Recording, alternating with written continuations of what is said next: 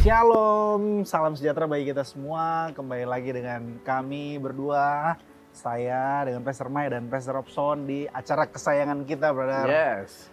Rema. Yes. Kita jumpa kembali. Oke, hari ini kita sangat bersyukur kita boleh ada sebagaimana kita ada.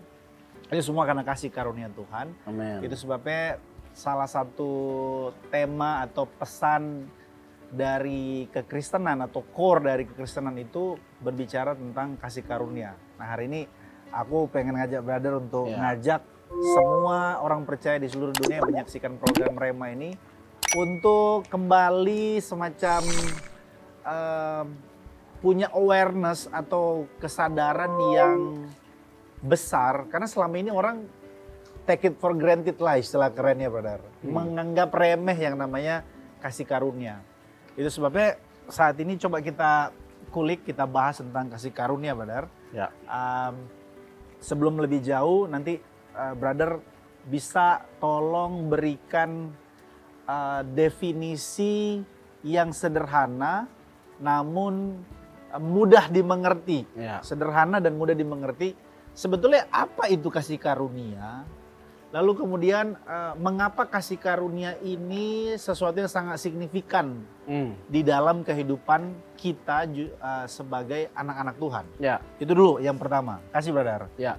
Mengapa memperbincangkan kasih karunia ini sesuatu yang sangat signifikan? Ya. Karena memang ajaran tentang kasih karunia ini adalah inti dari kekristenan. Kalau kita bicara tentang pembeda kekristenan dengan semua agama yang ada, terletak pada ajaran tentang kasih karunia. Kasih karunia ini bukan hanya sekedar dalam konteks keselamatan kita percakapkan, tapi dalam semua konteks. Tidak ada bagian dalam hidup kita yang tidak ada kasih karunia Tuhan yang tidak menyertai. Artinya, kasih karunia Tuhan selalu mewarnai kehidupan kita. Kalau kita bicara tentang arti sederhananya, kasih karunia adalah satu pemberian yang diberikan bagi setiap kita yang tidak layak untuk menerimanya. Jadi bukan berdasarkan kelayakan kita. Kita diterima oleh Tuhan, gitu loh. Tuhan memperkenankan kita atau memandang setiap kita berharga. Jadi pada hakikatnya kita diterima oleh Tuhan ya karena memang kasih-Nya bagi setiap kita. Itulah kasih karunia. Nah, kalau aku tambah sedikit lagi, brother. Boleh. Jadi saking signifikan banget nih ajaran tentang kasih karunia, kekristenan akan kehilangan makna dan signifikansinya atau relevansinya kalau tanpa ajaran tentang kasih karunia.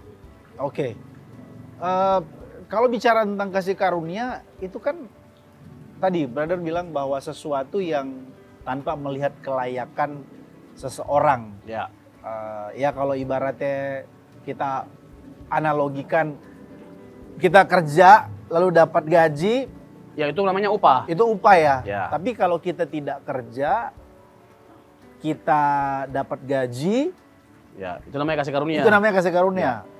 Kalau kita kerja, kalau kita tidak kerja, lalu menjelek-jelekan orang dan menjahati orang tersebut dan dia tetap kasih kita gaji, itu apa namanya? Ya, itu namanya kejahatan. Nggak, jadi aku mau bilang begini bahwa kita ini kan sebenarnya adalah orang-orang yang jahat. Ya. Tapi diberikan kasih karunia. Ya. Maksudnya sangat-sangat begitu besar kasih Tuhan itu, brother. Ya. Kasih karunia ini kemudian jadi satu hal yang kenapa orang ya? Coba brother bisa nggak kasih semacam apa alasan utama orang itu tidak menghargai kasih karunia, brother? Ya. Coba maksudnya orang sudah merasa seolah-olah sudah ya yang penting sudah terima Yesus, percaya kasih karunia, sudah masuk sorga. Apakah kasih karunia itu hanya bicara tentang kita terhindar dari neraka dan masuk sorga? Atau seperti apa sebenarnya? Sehingga orang merasa ya udahlah, penting yang sudah percaya Yesus, udah terima kasih karunia, udah pasti sorga. Jadi hidupnya sembarangan. Itu apa itu? Kenapa begitu, Bro? Itulah makanya penting untuk kita mempelajari ajaran ini, konsep ini, yaitu terkait dengan kasih karunia. Iya. Karena kalau kita memahami kasih karunia dengan benar, sesuai dengan apa yang Injil sampaikan, kita nggak mungkin hidupnya biasa-biasa saja. Itu poinnya dulu yang pertama. Oke. Yang kedua, kenapa orang terkesan seperti kurang menghargai kasih karunia Tuhan? Nah, tadi kan kita mendefinisikan kasih karunia itu adalah satu pemberian yang berharga kepada kita yang sebenarnya tidak layak untuk mendapatkannya. Oke. Nah, itu yang harus dipahami terlebih dahulu. Jadi, kita ini adalah orang-orang yang sebenarnya sama sekali tidak layak. Jadi, bukan karena sesuatu yang baik yang kita kerjakan, Tuhan berkenan bagi setiap kita. Tuhan memandang setiap kita berharga. Ya. Pada akhirnya, kita kan terpukau atau kagum dengan Tuhan. Ketika kita menyadari, kita ini nggak berharga, nggak layak, tapi mau dia terima kita. Itulah kasih karunia. Itu kan membuat kita terpukau sama Tuhan gitu loh. Jahat kita, sering kita menyakiti dia, kita memberontak, berulang kali kita jatuh, tapi Tuhan tetap menerima kita. Itulah kasih karunia. Dan seharusnya yang ada adalah kekaguman dan rasa syukur dari setiap kita. Kalau kita memahami kebenaran ini seperti ini gitu loh. Ya. Jadi kasih karunia Tuhan itu akan kita hargai dan kita hayati. Begitu dahsyatnya ketika kita menyadari bahwa kita adalah orang-orang yang telah rusak, telah hancur, berulang kali gagal dan terus memberontak. Tapi Tuhan mau membuka tangannya dan menerima kita apa adanya. Dan bahkan bukan hanya menerima kita apa adanya, lewat kasih karunia-Nya kita diperbaharui, brother. Kita diangkat jadi anak, kita dibenarkan, kita dikuduskan. Dan finalitasnya nanti kita adalah dimuliakan bersama dengan Yesus di surga. Menarik. Jadi gini, kalau tadi brother katakan kita ini orang yang bobrok, kita ini orang yang rusak, kita ini orang yang berdosa, kita ini adalah orang yang jahat. Ya. Mungkin untuk sebagian manusia pada umumnya misalnya melakukan dosa-dosa moral lah, pemerkosa, pembunuh, pencuri, korupsi, apalagi pezina. Mungkin mendengarkan ini juga akan aduh iya ya, aku sudah terhibur, melukai hati Tuhan. Nah, namun bagaimana dengan orang-orang yang gini, brother? Dia orang baik gitu, brother. Ya, ya. Merasa bahwa aku nggak bikin dosa kok. Ya, ya. Aku pergi ke gereja, aku rajin beribadah, aku rajin berbuat baik, aku ngasih perpuluhan, aku ngasih bantu orang susah. Ya. Mendengar ini, kasih karunia, loh, aku nggak bikin sesuatu yang lain kok. Ya. Itu bagaimana? Jadi kan seolah-olah kita ini sedang menyinggung orang baik sesungguhnya. Ya. Bahwa sebaik apapun engkau tidak bicara tentang dirimu, tapi bicara tentang Kristus. Bisa tolong dielaborasi, Bro? Ya. Gini, kita mau sederhanakan dulu poin yang ini. Bahwa kita nggak bisa menggantungkan keselamatan kita pada kebaikan kita, pada perbuatan kita. Efesus 2 ayat 8 dan 9. Karena kasih karunia kamu diselamatkan oleh iman, itu bukan hasil usahamu.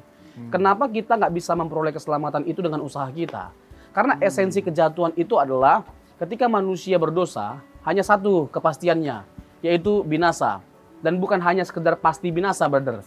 Dia dengan segala usahanya, dengan segala perbuatannya, tidak mungkin bisa menyelamatkan dirinya. Kita menyelamatkan diri kita dari kebinasaan, dari hukuman kekal. Bagaimana caranya? Kuasa dosa, kuasa maut itu sesuatu yang lebih besar daripada kita. Itulah alasannya mengapa kita membutuhkan seorang juru selamat. Kalau ditanya begini, orang Kristen berdosa, kenapa membutuhkan seorang penebus? Seharusnya dia dong yang bertanggung jawab atas dosanya. Masalahnya kita nggak punya kekuatan untuk membebaskan diri kita dari dosa-dosa kita. Kita nggak bisa lepas dari bukan hanya kuasa dosa, tapi konsekuensi dosa, yaitu maut. Bukan hanya kuasa dosa, tapi konsekuensi dosa. Iya. Dan hal itu hanya bisa dilakukan oleh siapa? Nggak ada yang lain selain Allah. Makanya logis banget sebenarnya konsep keselamatan dalam kekristenan. Karena bagi kita, Yesus yang adalah juru selamat itu adalah Allah itu sendiri.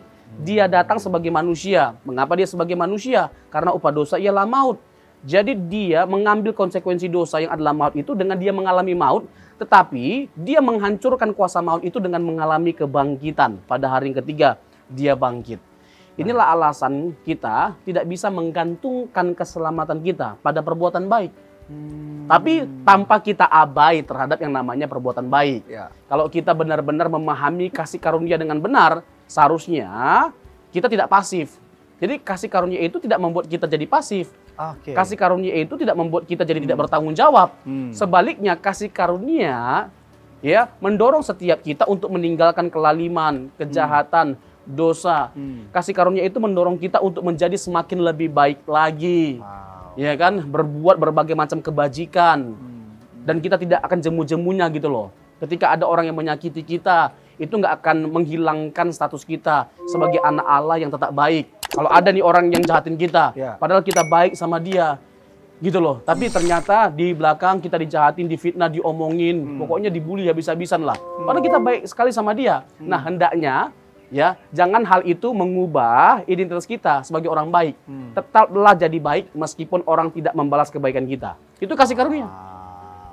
Yang 1 Korintus 15 ayat 10, brother. Ya. Yang Nanti, ketiga. nanti itu bisa brother elaborasi. Ya. Aku mau menekankan yang tadi, apakah yang jelaskan ini termasuk dari bagian bahwa kita itu diselamatkan bukan hanya dari maut, tapi untuk. Oh ya. Itu untuk itu gini, kan banyak orang beranggapan bahwa wah jadi terima kasih karunia sudah otomatis masuk surga. Ya. Apakah hanya sekedar itu tugas kita sebagai orang Kristen atau ada yang lebih baik dari itu? Bukan ada lebih baik ya. Apakah ada signifikansi yang lain selain daripada sekedar masuk surga? Ya. Jadi gini, orang jadi abai gitu, brother. ya, kalau kita bilang inti dari keselamatan itu tentang apa? Tentang Allah yang berkasih karunia.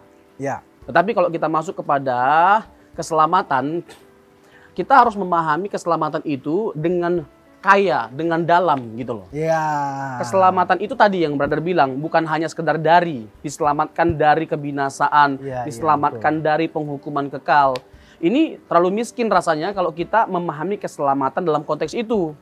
Ya. Ya kan, penebusan Kristus itu bukan hanya sekedar sempurna, tapi dalam dan luas atau menyeluruh. Ya. Nah, jadi kita diselamatkan untuk kemuliaan bagi namanya yang telah memberikan nyawanya bagi setiap kita, yang telah membebaskan kita dari kuasa dosa, kuasa maut.